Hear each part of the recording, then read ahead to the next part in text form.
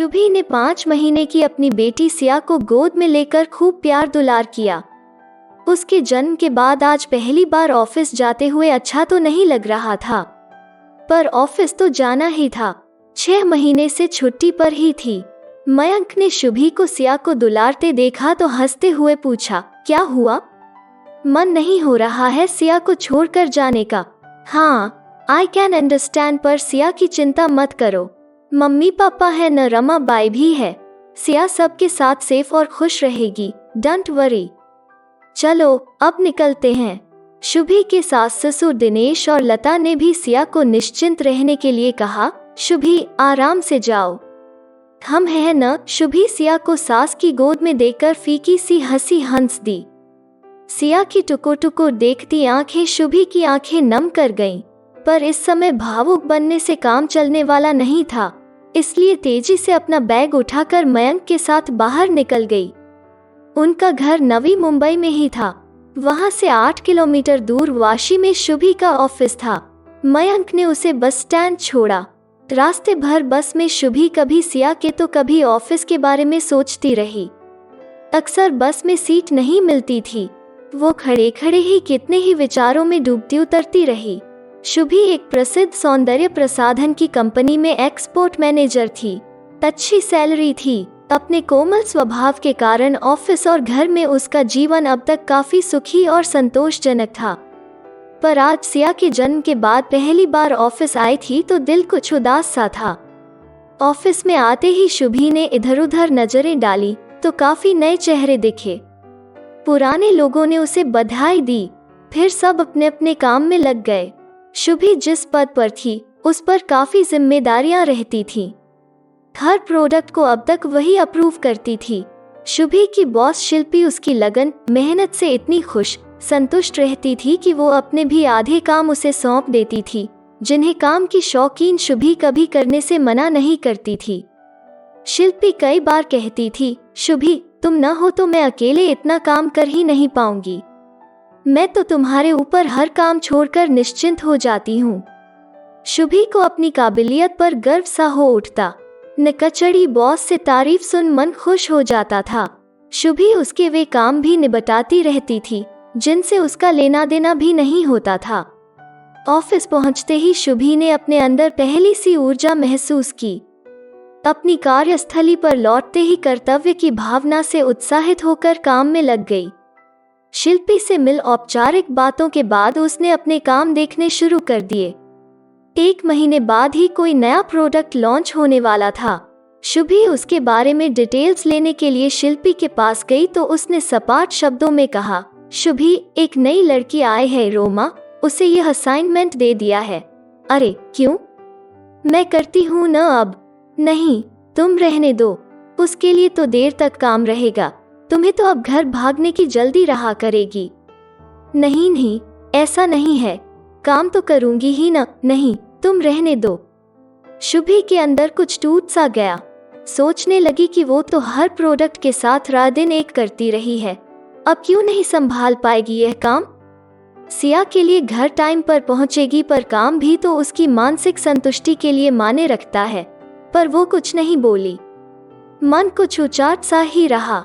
शुभी ने इधर उधर नजरें दौड़ाईं। अचानक कपिल का ध्यान आया कि कहाँ है, सुबह से दिखाई नहीं दिया। उसे याद करते ही शुभी को मन ही मन हंसी आ गई। दिलफेक कपिल हर समय उससे फ्लर्टिंग करता था। शुभी को भी इसमें मजा आता था। वो मैरिड थी, फिर प्रेग्नेंट भी थी, तब भी कपिल उसके आग पीछे घूमता था। कपिल उसे सीधे लंच टाइम में ही दिखा। आज वो लंच लेकर नहीं आई थी। सोचा था कैंटीन में खा लेगी, कल से लाएगी। कैंटीन की तरफ जाते हुए उसे कपिल दिखा तो आवाज दी, कपिल, अरे तुम कैसी हो? मैं ठीक हूँ, सुबह से दिखे नहीं। हाँ, फील्ड में था, अभी आया। और सुनाओ क्या हाल है? सब बढ़िया। तुम्हारी बेटी कैसी है? अच्छी है, चलो लंच करते हैं। हाँ, तुम चलकर शुरू करो, मैं अभी आता हूँ, कहकर कपिल एक ओर चला गया। शुभी को कुछ अजीब सा लगा कि क्या यह वही कपिल है? इतना फॉर्मल, इस तरह तो उसने कभी बात नहीं की थी। फिर शुभी पुराने सहयोगियों के साथ लंच करने लगी। इतने दिनों के किस्से बातें सुन रही थी। कपिल पर नजर डाली, नए लोगों में ठहाके लगाते दिखा तो वो एक ठंडी सांस लेकर रह गई। सास से फोन पर सिया के हालचाल लेकर वो फिर अपने काम में लग गई। शाम 6 बजे शुभी ऑफिस से बस स्टैंड चल पड़ी। पहले तो शायद ही वो कभी 6 बजे निकली हो। काम ही खत्म नहीं होता था। आज कुछ काम भी खास नहीं था। वो रास्ते भर बहुत सारी बातों पर मनन करती रही। आज इतने महीनों बाद ऑफिस आए, मन क्यों नहीं लगा? शायद पहली बार सिया को छोड़कर आने के कारण या ऑफिस में कुछ अलग महसूस करने के कारण। आज याद आ रहा था कि वो पहले कपिल के साथ फ्लर्टिंग खूब एंजॉय करती थी। बढ़िया टाइम पास होता था। उसे तो लग रहा था कपिल उसे इतने दिनों बाद देखेगा तो खूब बातें करेगा, खूब डायलॉग बाजी करेगा, उसे काम ही नहीं करने देगा। इन 6 महीनों की छुट्टियों में कपिल ने शुरू में तो उसे फोन किए थे, पर बाद में वो उसके हाय हेलो के मैसेज के जवाब में भी देर करने लगा था। फिर वो भी सिया में व्यस्त हो गई थी। नए प्रोडक्ट में उसे काफी रुचि थी, पर अब वो क्या कर सकती थी? शिल्पी से तो उलझना बेकार था। घर पहुंचकर देखा सिया को संभालने में सास और ससुर की हालत खराब थी। वो भी पहली बार माँ से पूरा दिन दूर रही थी। शुभी ने जैसे ही सिया कहा, सिया शुभी की ओर लपकी तो वो बस अभी आए कह जल्दी जल्दी हाथ-मुंह धो सिया को कलेजे से लगा लिया। अपने बेडरूम में आकर सिया को चिपकाए चिपकाए ही बेड पर लेट गई। न जाने क्यों आंखों की कोरों से नमी बह चली। कैसा रहा दिन? सास कमरे में आई तो शुभी ने पूछा, सिया ने ज्यादा परेशान तो नहीं किया? थोड़ी बहुत रोती रही, धीरे धीरे आदत पड़ जाएगी उसे भी, तुम्हें भी और हमें भी। तुम्हारा ऑफिस जाना भी तो जरूरी है। रोज नई कहानियों के लिए चैनल को सब्सक्राइब करें। अब तक मयंक भी आ गया था। रमा बाई रोज की तरह डिनर बनाकर चली गई थी। खाना सबने साथ ही खाया। सिया ने फिर शुभी को 1 मिनट के लिए भी नहीं छोड़ा। मयंक ने पूछा, शुभी आज बहुत दिनों बाद गई थी, दिन कैसा रहा? काफी बदला बदला माहौल दिखा, काफी नए लोग आए हैं। पता नहीं क्यों मन नहीं लगा आज। हाँ, सिया में ध्यान रहा होगा। खैर धीरे धीरे आदत पड़ जाएगी। अगले 10-15 दिनों में ऑफिस में जो भी बदलाव शुभी ने महसूस किए, उनसे उसका मानसिक तनाव बढ़ने लगा। शिल्पी 35 साल की चिड़चिड़ी महिला थी। उसका पति बेंगलुरु में रहता था। मुंबई में वो अकेली रहती थी। उसे घर जाने की कोई जल्दी नहीं होती थी। 15 दिन महीने में वीकेंड पर उसका पति आता रहता था। उसकी आदत थी शाम 7 बजे के आसपास मीटिंग रखने की। अचानक 6 बजे उसे याद आता था कि सबसे जरूरी बातें डिस्कस करनी है। शुभी को अपने काम से बेहद प्यार था। वो कभी देर होने पर भी शिकायत नहीं करती थी। मध्यवर्गीय परिवार में पली बड़ी शुभी ने यहाँ पहुँचने तक बड़ी मेहनत की थी। 6 बजे के आसपास जब शुभी ने अपनी नई सहयोगी हेमा से पूछा कि घर चले तो उसने कहा, मीटिंग है न अभी। शुभी चौंकी, मीटिंग? कौन सी? मुझे तो पता ही नहीं। शिल्पी ने बुलाया है न, उसे खुद तो घर जाने की जल्दी होती नहीं, पर दूसरों के तो परिवार हैं, पर उसे कहाँ इस बात से मतलब है? शुभी हैरान सी हाँ हूँ करती रही। फिर जब उससे रहा नहीं गया तो शिल्पी के पास जा पहुंची। बोली, मैम मुझे तो मीटिंग के बारे में पता ही नहीं था, क्या डिस्कस करना है? कुछ तैयारी कर लूं? नहीं, तुम रहने दो, एक नए असाइनमेंट पर काम करना है। मैं रुकूं? नहीं, तुम जाओ, कहकर शिल्पी लैपटॉप पर व्यस्त हो गई। शुभी उपेक्षित, अपमानित सी घर लौट आई। उसका मूड बहुत खराब था। डिनर करते हुए उसने अपने मन का दुख सबसे बांटना चाहा। बोली, मयंक पता है जब से ऑफिस दोबारा ज्वाइन किया है, अच्छा नहीं लग रहा है। लेट मीटिंग में मेरे रहने की अब कोई जरूरत ही नहीं होती। कहाँ पहले मेरे बिना शिल्पी मीटिंग रखती ही नहीं थी। मुझे कोई नया असाइनमेंट दिया ही नहीं जा रहा है। फिर थोड़ी देर रुककर कपिल का नाम लिए बिना शुभी ने आगे कहा, जो मेरे आग पीछे घूमते थे वे अब बहुत फॉर्मल हो गए हैं। मन ही नहीं लग रहा है। सिया के जन्म के बाद मैंने जैसे ऑफिस जाकर कोई गलती कर दी हो। आजकल ऑफिस में दम घुटता है मेरा।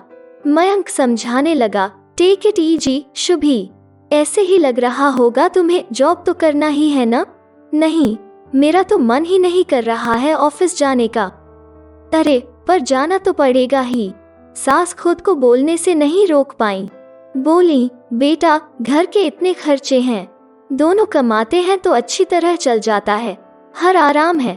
अकेले मयंक के ऊपर होगा तो दिक्कतें बढ़ जाएंगी। शुभी फिर चुप हो गई। वो यह तो जानती ही थी कि उसकी मोटी तनख्वाह से घर के कई काम पूरे होते हैं। अपने पैरों पर खड़े होने को वो भी अच्छा मानती है, पर अब ऑफिस में अच्छा नहीं लग रहा है। उसका मन कर रहा है कुछ दिन ब्रेक ले ले, सिया के साथ रहे, पर ब्रेक लेने पर ही तो सब बदला सा है। दिनेश रोज नई कहानियों के लिए चैनल को सब्सक्राइब करे। लता और मयंक बहुत देर तक उसे पता नहीं क्या या समझाते रहे।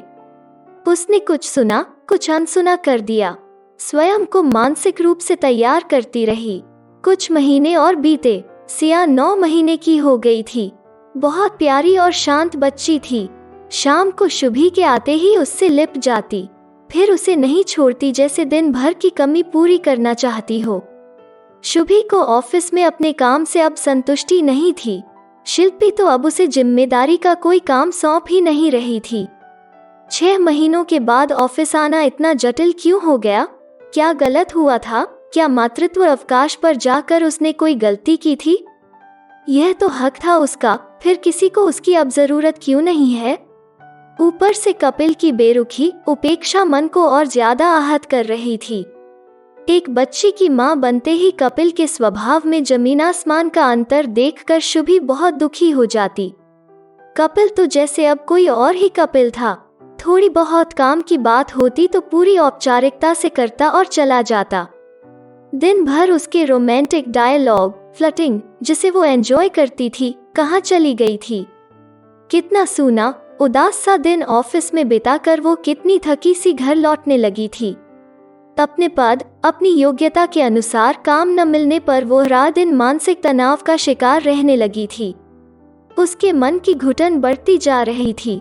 शुभी ने घर पर सबको बार बार अपनी मनोदशा बताई, पर कोई उसकी बात समझ नहीं पा रहा था। सब उसे ही समझाने लगते तो वो वही विषय बदल देती। ऑफिस में अपने प्रति बदले व्यवहार से यह घुटन, मानसिक तनाव एक दिन इतना बढ़ गया कि उसने त्यागपत्र दे दिया। वो हैरान हुई जब किसी ने इस बात को गंभीरता पूर्वक लिया ही नहीं। ऑफिस से बाहर निकलकर उसने जैसे खुली हवा में सांस ली। सोचा थोड़े दिनों बाद कहीं और अप्लाई करेगी। इतने कॉन्टैक्ट्स हैं, कहीं न कहीं तो जॉब मिल ही जाएगी। फिलहाल सिया के साथ रहेगी। जहां इतने साल रात दिन इतनी मेहनत की, वहां मां बनते ही सबने इतना इग्नोर किया। उसमें प्रतिभा है, मेहनती है, वो जल्द ही दूसरी जॉब ढूंढ लेगी। उस शाम बहुत दिनों बाद मन हल्का हुआ। घर आते हुए सिया के लिए कुछ खिलौने खरीदे। घर में घुसते ही सिया पास आने के लिए लपकी। अपनी कोमल सी गुड़िया को गोद में लेते ही मन खुश हो गया। डिनर करते हुए ही उसने शांत स्वर में कहा, मैंने आज रिजाइन कर दिया। सबको कट सा लगा। सब एक साथ बोले, क्यों? मैं इतनी टेंशन सह नहीं पा रही थी। थोड़े दिनों बाद दूसरी जॉब ढूंढूंगी। अब इस ऑफिस में मेरा मन नहीं लग रहा था। मयंक झुंझला पड़ा। यह क्या बेवकूफी की ऑफिस में मन लगाने जाती थी या काम करने? काम ही करने जाती थी, पर मेरी योग्यता के हिसाब से अब कोई मुझे काम ही नहीं दे रहा था। मानसिक संतुष्टि नहीं थी। मैं अब अपने काम से खुश नहीं थी। दूसरी जॉब मिलने पर रिजाइन करती। कुछ दिन बाद ढूंढ लूंगी। मेरे पास योग्यता है, अनुभव है। सास ने चिढ़कर कहा, क्या गारंटी है तुम्हारा दूसरे ऑफिस में मन लगेगा? मन न लगने पर नौकरी छोड़ी जाती है कहीं? अब एक की कमाई पर कितनों के खर्च संभलेंगे? यह क्या किया? थोड़ा धैर्य रखा होता। ससुर ने भी कहा, जब तक दूसरी जॉब नहीं मिलेगी, मतलब एक ही सैलरी में घर चलेगा। बड़ी मुश्किल होगी, इतने खर्चे हैं, कैसे होगा? शुभी सिया को गोद में बैठाए तीनों का मुंह देखती रह गई। उसके तनमन की पीड़ा से दूर तीनों अतिरिक्त आय बंद होने का अफसोस मनाए जा रहे थे। अब मन की घुटन तो पहले से कहीं ज्यादा बढ़ गई थी। तो दोस्तों, आपको ये कहानी कैसी लगी? प्लीज लाइक करें और रोज नई कहानियों के लिए चैनल को सब्सक्राइब जरूर करें। धन्यवाद।